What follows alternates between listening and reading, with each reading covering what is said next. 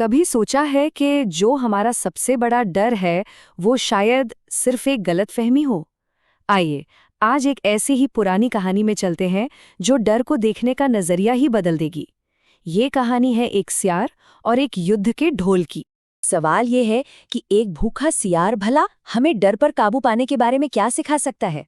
देखिए, ये कहानी सिर्फ एक जानवर की नहीं है, ये इस बारे में है कि कैसे हम अपने सबसे बड़े डरों का सामना कर सकते हैं। तो ये कहानी आती है पंचतंत्र से, और पंचतंत्र कोई मामूली कहानियों की किताब नहीं है, बिल्कुल नहीं। ये एक प्राचीन भारतीय ग्रंथ है जो लिखा गया था, सोचिए, लगभग 100 ईसा पूर्व और 500 ईस्वी के बीच। और इसका मकसद था राजकुमारों को जिंदगी, स्ट्रैटेजी और राज करने की कला सिखाना। और इसका तरीका बड़ा ही कमाल का था। मतलब जानवरों की कहानियों के जरिए इंसानी फितरत और स्ट्रेटजी के बारे में इतने गहरे सबक दिए गए हैं कि लोग हैरान हो जाएं। ये कहानियां सिर्फ टाइम पास के लिए नहीं थीं, इनका एक ही मकसद था, सिखाना। तो चलिए कहानी शुरू करते हैं, और शुरुआत होती है एक बहुत ही भयानक आवाज से।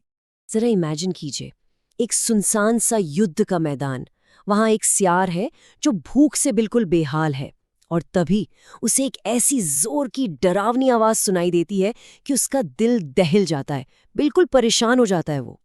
और उसके मुंह से निकलता है, हाय, मुझ पर तो मुसीबत आ गई है, मैं तो अब गया समझो। देखा, डर का पहला रिएक्शन यही होता है। आवाज की वजह जाने बिना ही सियार ने मान लिया कि बस अब खेल खत्म। लेकिन क्या हो अगर डर सच में सिर्फ इन्फॉर्मेशन की कमी हो, बस इतना ही? यही वो सवाल है जहां से कहानी एक नया मोड़ लेती है। क्योंकि अब सियार का डर धीरे धीरे क्यूरियोसिटी में बदलने लगता है। तो वो भागा नहीं, उसने इधर उधर झांक कर देखा, और उसे कोई राक्षस या जानवर नहीं दिखा, बल्कि एक बहुत बड़ा सा युद्ध का ढोल नजर आया। और आवाज, वो तो बस हवा में लहराती घास की नोकों के ढोल से टकराने से आ रही थी। यहाँ देखिए, उसकी सोच में कितना बड़ा बदलाव आया। पहले डर था कि किसी भयानक जीव ने ये आवाज की, लेकिन अब जिज्ञासा थी, क्या ये आवाज उसकी अपनी है या कहीं बाहर से आ रही है? ये डर से रीजन की तरफ एक बहुत बड़ा कदम था। और इस तरह अनजाने में ही सियार ने डर पर काबू पाने का एक मेथड तैयार कर लिया, एक तरीका जिसे हम भी आजमा सकते हैं। पहला, दूर से ऑब्जर्व करो। दूसरा, वजह को एनालाइज करो।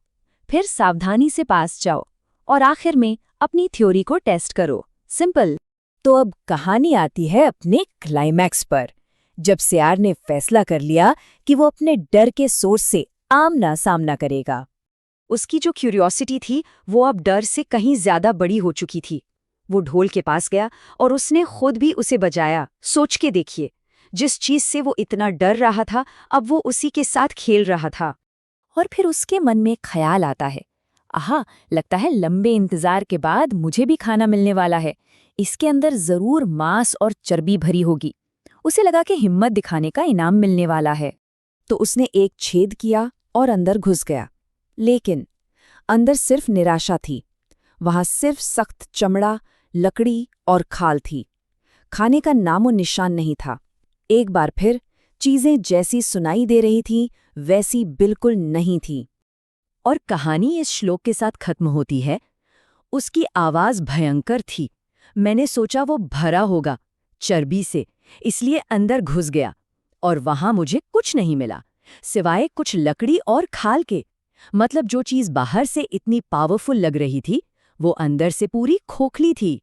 तो इस प्राचीन कहानी का आज के समय में क्या मतलब है? आइए इसके थोड़े गहरे सबक को समझते हैं।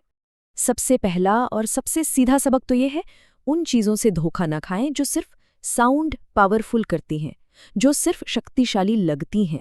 लेकिन इसकी असली जीत खाना ढूंढने में नहीं थी। सच्चाई ये है कि सियार फिर भी जीत गया। क्यों? क्योंकि उसने अपने उस डर पर काबू पाया जो उसे बिल्कुल आगे बढ़ने से रोक रहा था। उसने अजम्पशंस की जगह एविडेंस को चुना।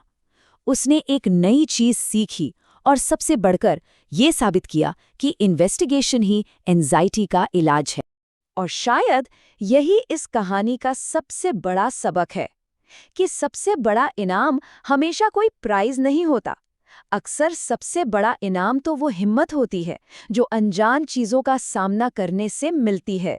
तो आखिर में ये सवाल खुद से पूछने वाला है कि जिंदगी में ऐसा कौन सा डरावना युद्ध का ढोल है जो बस थोड़ी सी इन्वेस्टिगेशन का इंतजार कर रहा है। शायद उसके पास जाकर देखने से पता चले कि वो भी अंदर से खोखला ही है।